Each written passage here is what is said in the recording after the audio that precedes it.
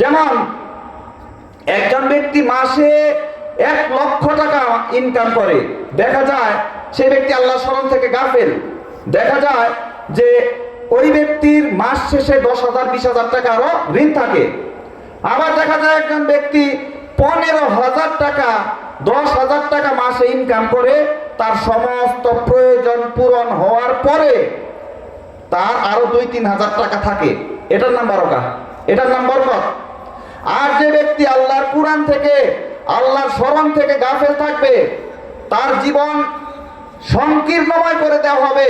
তিনি একটা হুলস্থুল অবস্থার মধ্যে থাকবেন, সকাল সন্ধ্যা গাধার মতো খাটবেন জীবনের জন্য, জীবন উপকরণ ভোগ করার জন্য, নিজের সংসারকে নিজের পরিবারের অধীনস্থদের প্রতিপালন করার জন্য সে গাধার মতো খাটতে থাকবেন, কিন্তু তার জীবনে সুখ শান্তি থাকবে না। এটি হচ্ছে তার জন্য জীবনের সংকীর্ণ অবস্থা।